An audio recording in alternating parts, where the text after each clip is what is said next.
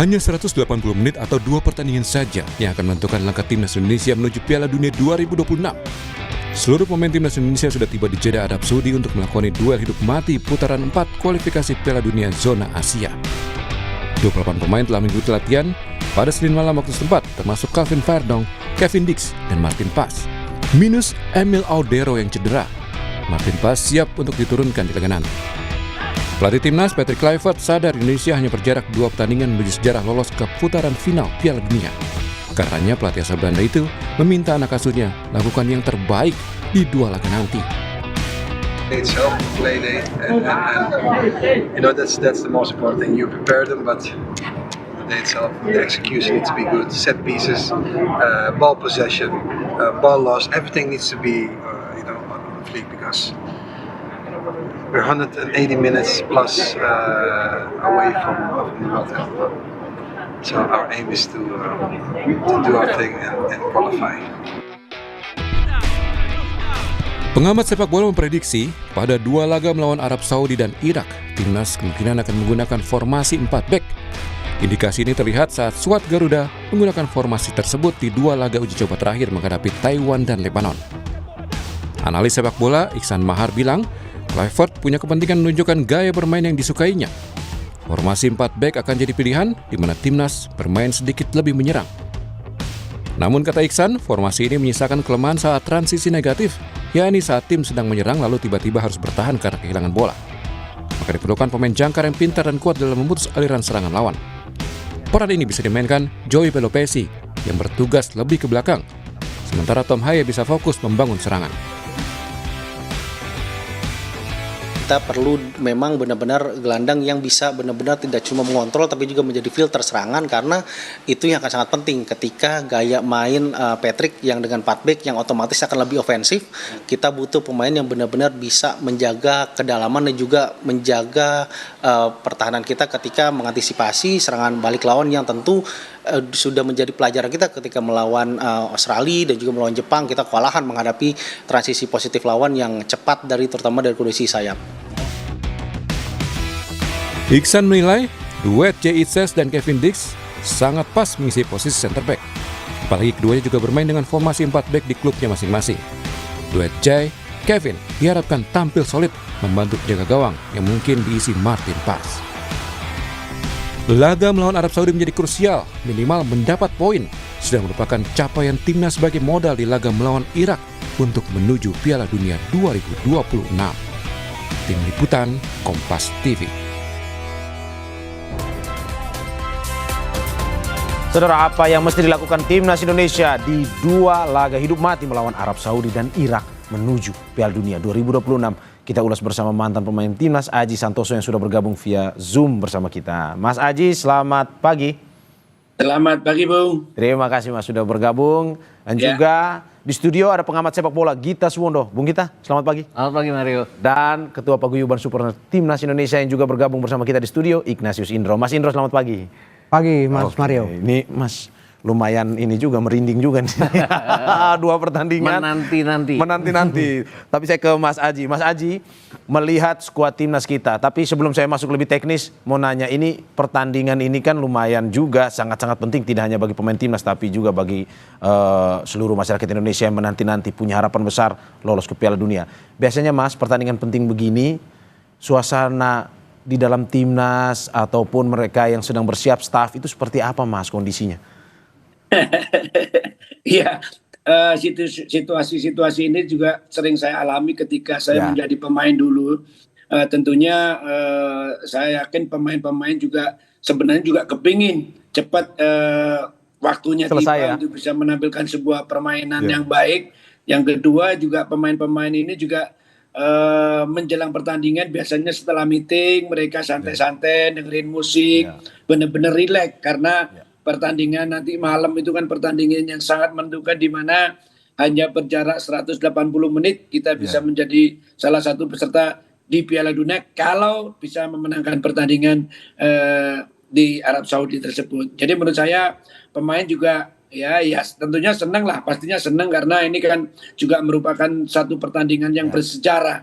Apalagi kalau kita bisa lolos ke Piala Dunia tentunya ini menjadi catatan tinta emas pelatih dan pemain seperti itu. Berarti harus rileks, lepas dari tekanan, lepas dari segala beban ya, Mas Haji? Iya, jadi pemain benar-benar fokus, tidak usah memikirkan yang lain. Bahkan menurut saya mungkin pagi ini atau siang sore itu pemain sudah tidak boleh lagi memain HP, WA dengan keluarga, WA dengan orang tua, itu tidak boleh. Lepas komunikasi dari luar berarti Mas Haji biasanya? Iya, benar-benar mereka fokus. Tentunya pagi masih bisa lah dilakukan, tapi ketika menjelang pertandingan, apalagi perjalanan dari hotel menuju ke stadion, itu sudah pemain sudah tidak boleh itu memainkan HP. Untuk dengarkan musik boleh, tetapi untuk telepon, untuk WA itu harus tidak boleh, karena pemain dibutuhkan fokus yang benar-benar tinggi fokusnya, seperti itu.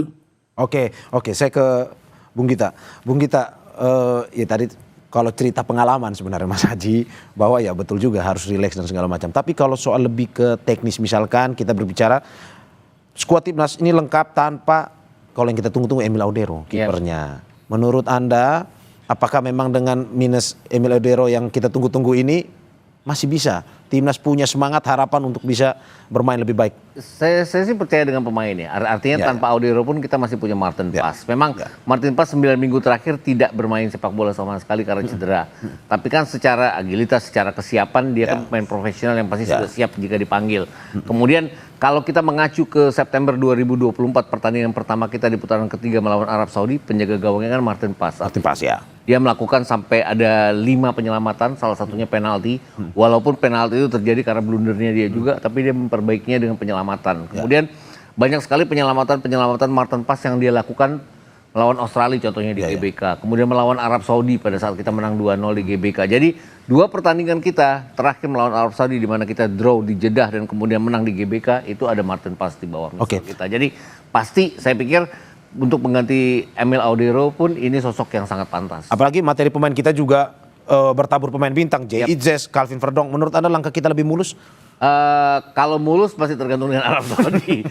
Karena uji coba terakhir harus diakui bahwa uji coba terakhir kita melawan Lebanon, apa yang coba dipraktekkan oleh Patrick Kluivert dengan 4-3-3-nya, 4-2-3-1 saat itu, nggak berjalan mulus di sepertiga lapangan pertandingan lawan. Artinya kita oke di pertahanan kita oke di tengah, kita menguasai jalannya pertandingan, tapi pada saat kita harus melakukan penetrasi ke daerah pertahanan lawan, kita mentok dengan hanya tidak bisa melakukan end passing, tidak ada shot on target sama sekali. Padahal kan ujian melawan Lebanon itu bagaimana kita menghadapi negara-negara Jazirah Arab untuk mencoba menekan ke pertahanan mereka. Itu yang tidak terjadi, dan Lebanon juga tidak keluar menyerang sehingga tidak ada ujian kepada pertahanan kita juga. Oke, saya kembali ke Mas Haji. Mas Haji, dengan materi pemain kita seperti yang tadi sudah dijelaskan oleh Mas Gita, menurut Anda lebih mudah bermain bagi kita, lebih mulus, atau masih menunggu juga? Seperti yang tadi Mas Gita bilang, Arab Saudi juga berbahaya juga nih.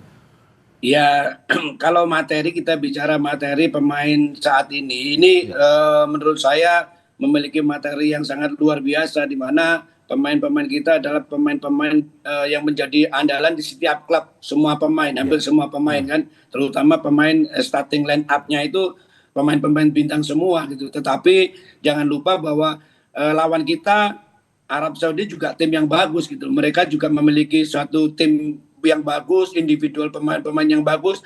Tetapi menurut saya bahwa kedua tim ini memiliki kesempatan yang sama. Mungkin hanya keuntungan yang diperoleh oleh Arab Saudi lah mereka main di kandang. Tetapi tidak perlu berkecil hati karena tim kita pernah menahan seri di sana dan bisa mengalahkan di GBK. Tentunya ini akan menjadi satu modal kepercayaan diri baik pelatih maupun pemain. Ini yang harus bisa kita manfaatkan gitu. Dengan main di kandang aja bisa mencuri poin kan begitu. Jadi menurut saya pertandingan nanti malam itu kualitas pemain menurut saya berimbang 50-50 kalau kualitasnya. Tetapi itu tadi yang saya sampaikan bahwa ada sedikit keuntungan buat tuan rumah karena mereka main di kandang. Seperti itu. Oke, saya ke Mas Indro. Mas Indro, kalau dari supporter sendiri melihat materi pemain yang dipanggil oleh Patrick Kluivert versus Arab Saudi malam nanti, apa analisanya? Iya, kalau kita memberikan kesempatan buat Patrick Kluivert untuk memilih para pemainnya. Seperti misalnya kita kehilangan Marcelino, lalu itu hak dari Patrick Kluivert ya. Yang pasti kita berharap bahwa pemain-pemain kita ini jangan ada beban mental untuk bermain di Arab Saudi ya. Walaupun memang ekspektasinya begitu tinggi terhadap mereka. Ini jangan jadi beban untuk mereka. Ya, ya. Nah ini yang kita harapkan bahwa ekspektasi tinggi ini tetap harus realistis ya, karena kita menghadapi Arab Saudi yang sebagai tuan rumah dan apalagi wasitnya juga berasal dari Kuwait gitu ya. Nah ini kan jadi faktor non teknis yang agak sulit mempersulit kita. Tapi yang pasti kita berharap pemain-pemain kita bermain lepas, tanpa beban gitu, dan menunjukkan permainan terbaik mereka. Oke, berarti secara kualitas kita sama Arab tidak kualitasnya sama ya, sebanding. Tetapi faktor non teknisnya itu kalau yang dilihat oleh supporter bahwa wasit, bermain di kandang Arab Saudi juga, ini yang betul. sedikit menyulitkan nih ya. Iya betul. Oke, saya ke Mas Gita. Kalau berbicara formasi, karena saya baca banyak bahwa 4-3-3 paling cocok dengan materi pemain ini. Patrick Kluivert susunan pemainnya 4-3-3 pada malam hari ini. Menurut Anda 4-3-3 atau bagaimana? Kalau melihat squad yang ada, iya. Tapi balik-balik lagi ke September 2000, saya selalu mengacu ke mengulang balik pada saat kita menahan imbang Arab Saudi. Kemudian mengalahkan Arab Saudi. Pertama kalinya dalam sejarah kita mengalahkan Arab Saudi. Itu apa? Kita mampu melakukan dua metode permainan yang saya pikir juga ini karena kepayawan pelatihnya ya. Melawan Arab Saudi, babak pertama kita menekan, kita dapat 1 gol. Kemudian ujuk-ujuk nggak tahu datang dari mana, tiba-tiba ada gol balasan dari Arab Saudi. Itu kemudian Sintayong memaksa kita untuk main bertahan di babak kedua. Dan itu terbukti berhasil. Jadi artinya 3-4-3-nya Sintayong itu yang membuat kita memenangkan 2 laga ini. Kemudian laga di GBK contohnya. Kita benar-benar bertahan terhadap tekanan-tekanan dari Arab Saudi. Kemudian ada 2 gol yang datang dari serangan balik. Setelah Arab Saudi melakukan serangan ke arah kita. 1 dari tendangan bebas Arab Saudi, 1 dari cornernya Arab Saudi. Itu dilakukan di hari H-1 sebelum pertandingan, dilakukan latihan secara taktikal oleh timnya Sintayong saat itu. Artinya apa? Dia melihat ada kekurangan Arab Saudi pada saat bermain dengan 2 center back, kemudian 2 wing back mereka maju ke depan tapi tidak cepat mundur ke belakang. Itu yang dimanfaatkan dengan sangat baik. Itu yang saya harapkan dari Patrick Kluivert juga bisa melakukannya. Kenapa?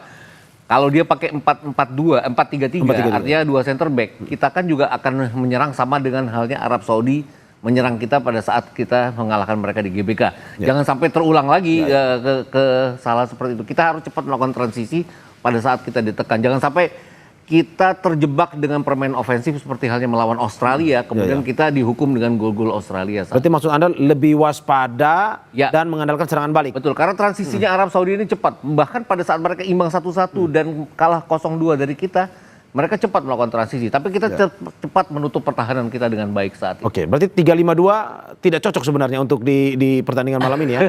Karena bermain di kandang orang sih. Sebenarnya 3 center back saya sih lebih ini. Tapi kan saya bukan pelatih. Yang pelatih itu Patrick Kluivert sendiri. Dia percaya dengan 4 pot. Apalagi dia punya Kevin Dix, punya Jay Izzez, 2 center back yang punya pengalaman di klub-klub besar Eropa. Saya pikir dia akan mengandalkan itu. Tapi wingback kita, entah Jakob di sana, entah Sandy Walsh di sana, atau Verdong atau Dean James di kiri harus cepat untuk mundur kembali ke belakang. Ya, mengantisipasi serangan balik dari Arab Saudi. Mas Aji? Yes. Formasi yang paling cocok menurut Anda? 4-3-3, 3-5-2 atau melihat bermain di kandang? Cocok dan tidak cocok 4-3-3 atau 3-5-2, tetapi kita harus melihat filosofinya dari Patrick Kluivert.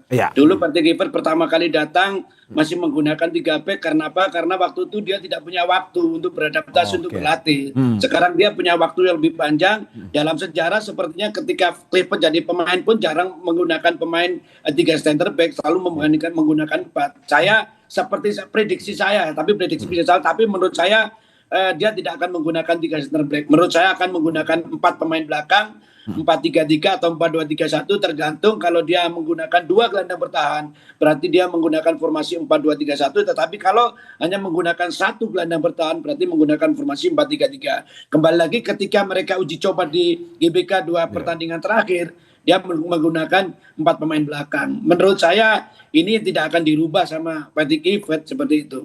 Oke, berarti sama seperti Mas Gita, menurut Anda Indonesia harus lebih menekankan pada serangan balik ya, dan lebih bertahan? Menurut saya tidak bertahan ya. Kalau bertahan justru itu akan menjadi bumerang. Tetapi kalau memperkuat pertahanan oke. Beda antara main bertahan dan memperkuat pertahanan. Kalau kita memain bertahan justru bola akan sering datang ke daerah pertahanan kita. Menurut saya main normal, memperkuat pertahanan, semua pemain ikut bertahan ketika melawan menyerang, lawan pegang bola, tetapi kita berani keluar attacking, berani menyerang melalui ball possession yang bagus ketika mendapatkan bola atau yang dinamakan dengan transisi positif. Seperti itu, Bung. Ini filosofi yang bagus juga dari Mas Aji nih. Apa perbedaan antara memperkuat pertahanan dan bermain bertahan. Tapi Mas Aji, sedikit. Berarti ketika memperkuat pertahanan dengan materi pemain depan dan gelandang, apakah Anda melihat memang lebih sering rajin turun nantinya untuk memperkuat pertahanan jika ada serangan? Pasti, jadi kita harus main hanya satu blok. Artinya satu blok hanya satu sisi. Ya. Ketika Arab Saudi melakukan penyerangan, tidak boleh ada pemain yang masih berdiri di atas garis tengah. Semua harus turun. Itu yang namanya memperkuat pertahanan. Ketika menyerang pun juga begitu. Ketika kita melakukan penyerangan, tidak boleh ada pemain yang ada di garis bawah, di bawah garis tengah. Karena apa? Karena akan banyak space nanti yang dimanfaatkan oleh pemain lawan. Untuk itu yang saya sampaikan tadi bahwa memperkuat pertahanan, terus kita melakukan penyerangan melalui possession dengan baik. Bedanya seperti itu, Bang. Kalau kita main bertahan, semua turun ke bawah, dapat bola, bolanya hanya ditendang ke depan aja. Tetapi kalau kita memperkuat pertahanan, kita menangkan bola, kita berani menyerang dengan cara main bola possession progresif masing-masing ke depan. Seperti itu. Oke. Bung Gita, menurut Anda memperkuat pertahanan, betul, sesuatu yang masuk akal? Artinya gini, kita harus balance ya. Artinya kita nggak bisa high pressing terus-terusan, kita nggak bisa high defensive terus-terusan. Kita bukan seperti halnya pada saat kita berhadapan dengan China Taipei, di mana dua center back kita maju ke depan sampai lepas dari tengah lapangan. Tapi kita harus cepat untuk kembali ke belakang pada transisi yang cepat lah untuk mencoba balance antara penyerangan kita dan ke depan.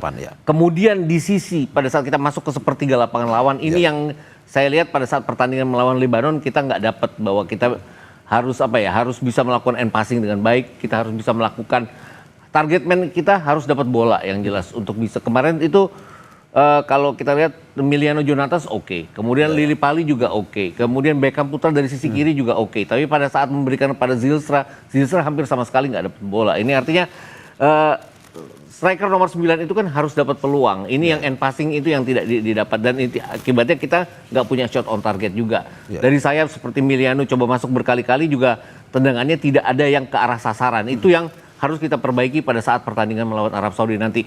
Yakinlah bahwa Arab Saudi juga tidak akan seperti Lebanon yang bertahan dengan sampai 6-8 pemain. Mereka akan lebih terbuka pertahanan mereka, itu yang harus kita manfaatkan. Berarti dalam posisi seperti ini segala kemungkinan misalkan passingnya juga tidak boleh sama sekali ada kesalahan, bahkan harus bisa lebih akurat ya? Passing akurasi yang jelas harus akurat. Kemudian penyelesaian akhir yang juga harus akurat. Kita punya Ole Romani yang dalam 4 pertandingan yang sudah dia mainkan, dia bikin 3 gol, 1 dari penalti. Itu yang harus dimanfaatkan. Tapi juga kita tidak boleh seperti halnya pada saat kita berhadapan dengan Australia, di mana kita sangat terbuka dan rentan terhadap serangan lawan di belakang. Oke, saya Mas Indro. Mas Indro, dari supporter sendiri punya formasi pilihan yang cocok untuk dimainkan pada malam hari ini? Ya, kalau posisi sendiri kita serahkan ke Patrick Kluivert. Tapi yang pasti ini bukan lagi ajang coba-coba, karena ini 2 pertandingan yang kalau memang kita mau masuk Piala Dunia, ini adalah 2 final ya. Jadi lebih baik tidak mencoba-coba lalu tidak berusaha banyak menguasai pertandingan tapi kita kebobolan ya. Kita lebih baik bermain pragmatis ya. Bagaimana menyesuaikan diri saja permainannya. Ini lebih baik bahwa kita lihat juga permainan dari lawan. Bagaimana kita mengantisipasi permainan lawan. Ini saya pikir ini lebih penting daripada dengan formasi-formasi yang uji coba ya. Karena uji coba sudah selesai di pertandingan uji coba sebelumnya. Dan uji coba, dan ini adalah pertarungan hidup matinya itu ya. Betul, kalau kita memang mau. Oke, Mas Aji, bagaimana kita melihat peta? Tadi kita sudah banyak membahas soal Indonesia, peta kekuatan Arab Saudi. Apakah dengan materi pemain yang dimiliki Arab Saudi mungkin akan merepotkan pemain Indonesia pada malam hari ini? Tapi sebelum Anda menjawab, kita jeda berikut.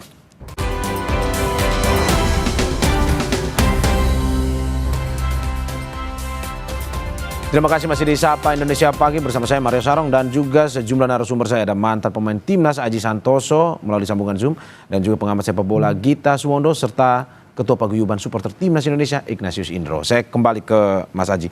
Mas Aji, ada beberapa nama pemain kunci Arab yang ini banyak pemberitaan yang perlu diwaspadai oleh pemain Indonesia. Contoh Firas Albrikan, Muhammad Kano, Hasan Altambakti, dan Saleh Alseri. Ini katanya berbahaya juga buat pertandingan malam ini. Menurut Anda seperti itu dengan materi-materi pemain timnas Arab Saudi?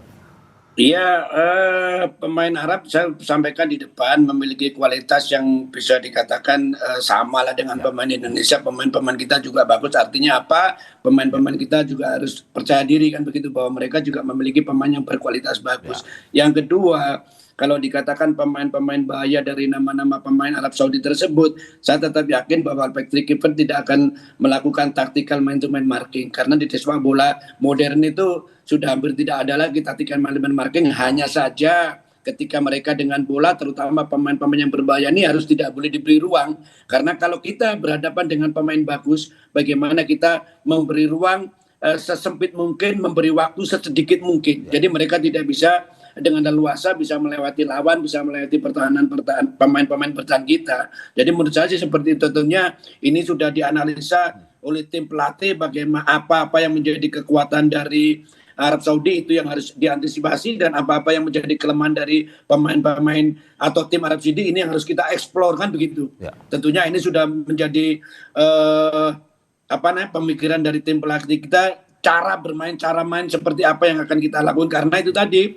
Dan di sini sudah pasti 100% Patrick Kluivert tidak akan mencoba-coba lagi, dia akan menggunakan formasi terbaik, dia akan menurunkan pemain-pemain terbaik yang fit kondisinya, yang malam ini yang benar-benar siap main seperti itu. Mas Haji, menurut Anda berarti lebih baik mana? Misalkan pada malam hari ini pressing ketat atau penguasaan bola yang kita harus tekankan?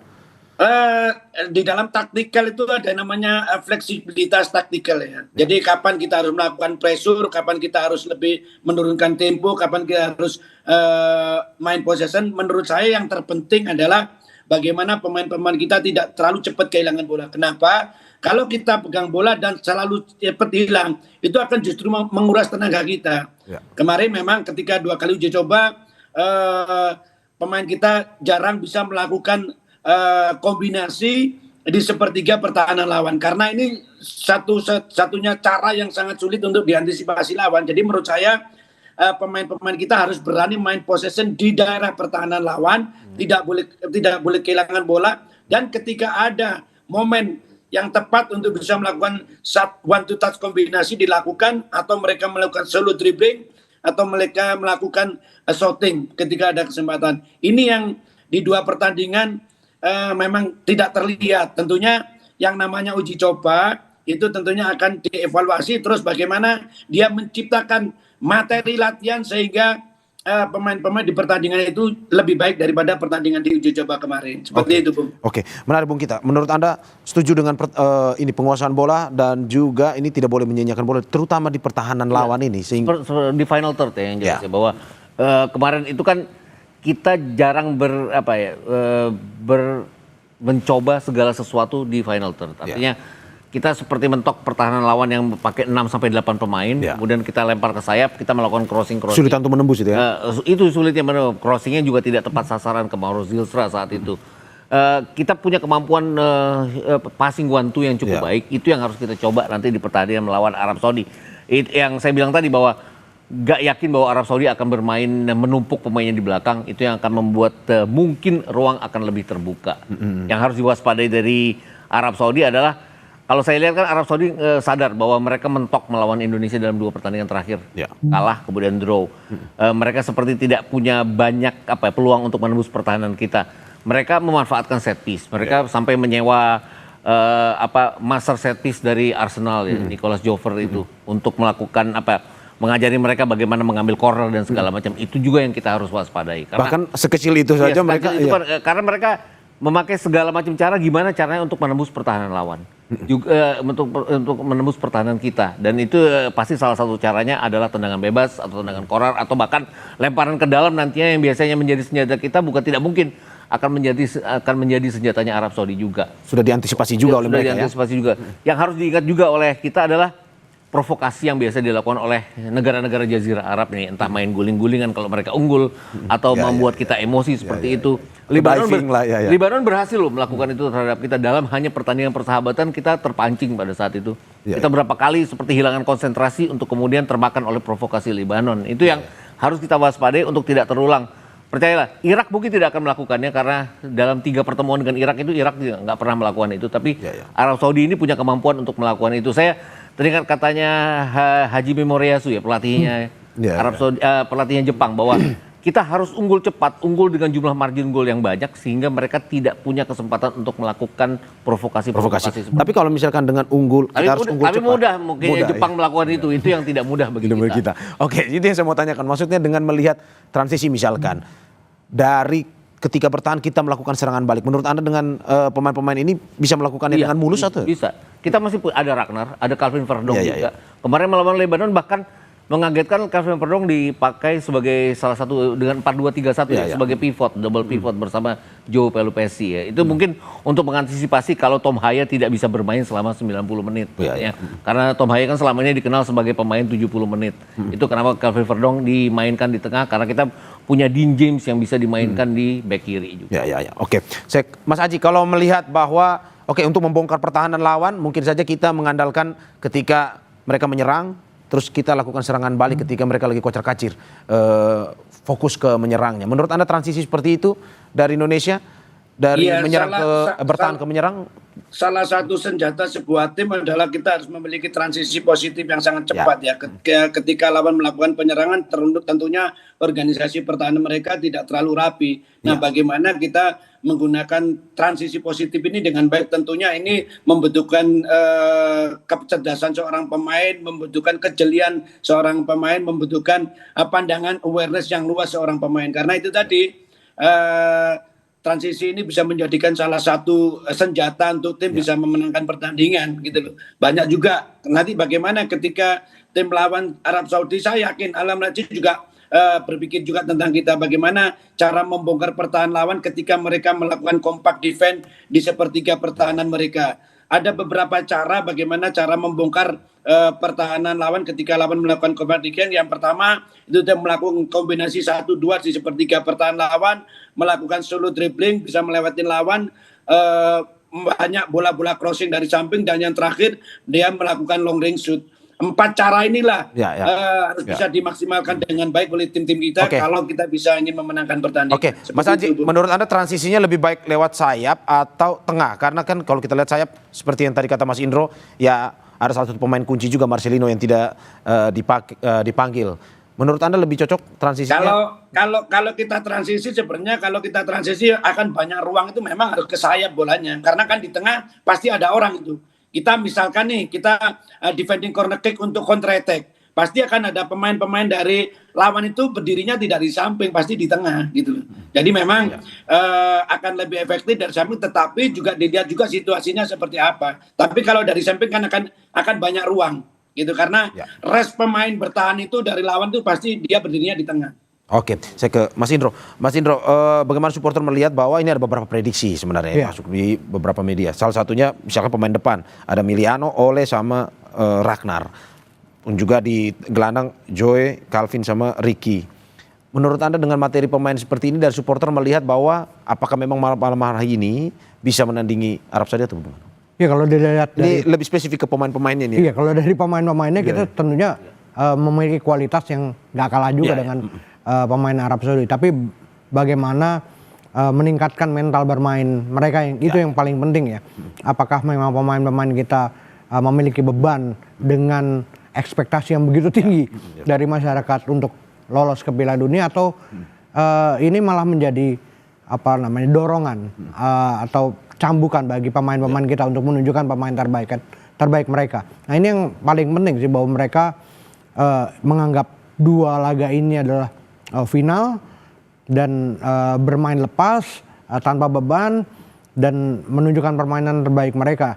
Lebih baik, saya sepakat dengan Mas Gita, lebih mengutamakan kaki ke kaki ya, umpan kaki ke kaki, dan kita memiliki pemain-pemain yang cepat, dan ini bisa dimanfaatkan ketika melawan Arab Saudi maupun melawan Irak. Dan juga materi pemain Arab Saudi yang tadi saya sudah bilang bahwa ini pemain-pemain bintang masih ada juga. Dari supporter merasa bahwa bagaimana nih melihat pemain bintang yang siap juga dari Arab Saudi untuk melawan Indonesia? Sebenarnya kita supporter walaupun kita hanya bisa 7.000 seat ya di sana ya untuk mendukung timnas kita, tapi kita yakin bahwa pemain-pemain kita bisa minimal mengimbangi pemain-pemain Arab Saudi yang bermain di Arab Saudi. Dan ini penting gitu untuk para pemain kita, bagaimana menunjukkan bahwa kita juga memiliki pemain-pemain yang memiliki kualitas yang sama baiknya dengan mereka. Meski 7.000 seat tapi gaungnya ya sama seperti yang punya kandang. Ya, oke. Mas Gita, kalau melihat per lini Miliano, Ole dan Ragnar di depan, menurut Anda Trisula ini sudah bisa memainkan peran penting malam ini? Itu yang terbaik ya kalau mereka dalam kondisi fit ya. Oh, itu yang terbaik ya? Iya, itu yang terbaik kalau mereka dalam kondisi fit. Kemudian kerjasama misalnya Jakub Sayuri yang dimainkan di kanan, kemudian Miliano juga di depan kanan. Ini artinya dua pemain yang punya kemampuan untuk bergerak sangat cepat pada saat kita harus melakukan transisi. Yang Mas Aji tadi bilang bahwa transisi datang dari sayap. Yang harus diingat adalah 3 gol kita ke gawang Arab Saudi dalam 2 pertemuan itu semuanya datang dari sayap. Ini artinya yang harus kita manfaatkan. Kemudian di kiri juga ada Dean James, ada Calvin Verdong, ada Ragnar Oratmangun yang juga punya kecepatan untuk memberikan umpan-umpan siapapun yang dipasang nanti oleh Romani ataupun Mauro Zylstra atau bahkan mungkin Ramadan Sananta. Yang harus diingat adalah ada 6 pemain nanti dari kita, dari 29 pemain yang tidak akan masuk ke daftar susunan pemain sama sekali karena peraturannya hanya 23 pemain. Nah itu tadi, siapapun yang main harus siap. Yang juga harus digarisbawahi adalah persiapan Arab Saudi ini, mereka rasa-rasanya pengen juga untuk cepat lolos ya langsung. Mereka melakukan uji coba dengan sangat baik, ikut Gold Cup. Mereka berhadapan dengan Amerika Serikat, mereka berhadapan dengan Meksiko, kemudian mereka tur ke Eropa, berhadapan dengan Makedonia, berhadapan dengan Republik Ceska yang benar-benar sekarang sedang jadi pimpinan grup mereka di kualifikasi mereka sendiri. Jadi persiapan mereka jauh lebih bagus dibandingkan dengan kita. Tapi dari sisi kualitas pemain, kita nggak kalah dengan mereka. Bahkan kalau saya bilang agak lebih unggul ya para pemain kita dibandingkan dengan mereka. Pemain-pemain diaspora kita. Hanya yang harus digarisbawahi adalah mereka punya pelatih yang sudah pernah meloloskan tim masing-masing ke Piala Dunia. Harv Renard, kemudian juga Graham Arnold untuk Irak.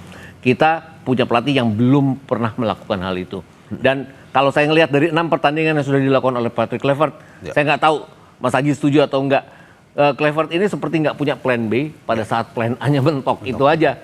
Contohnya melawan Australia, melawan Jepang, kemudian kemarin melawan Libanon, seperti walaupun pertandingan persahabatan dia seperti bingung harus melakukan apa pada saat plan A-nya tidak berjalan sempurna. Berarti maksud Anda dengan formasi yang sebenarnya sebelumnya sudah ditetapkan, ketika ada perubahan kondisi atau situasi susah untuk merubah itu ya? Kita bisa bahwa semuanya akan berlangsung ideal. Berjalan sesuai rencana akan melawan. Nah, pada saat lawan melawan itu yang harus plan A atau plan B yang harus dilakukan oleh seorang pelatih. Dan selama ini saya melihatnya dia begitu ketinggalan, dia seperti hanya senyum-senyum aja gitu loh.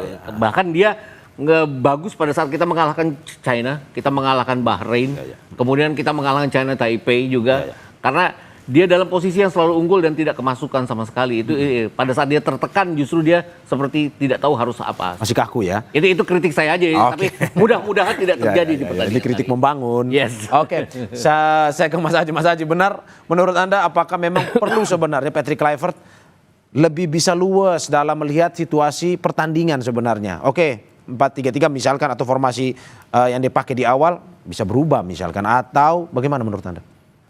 Iya, kalau memang pelatih itu memang harus memiliki beberapa alternatif atau ketika bermain terus tidak berjalan dengan baik, plan A, plan B itu memang harus punya.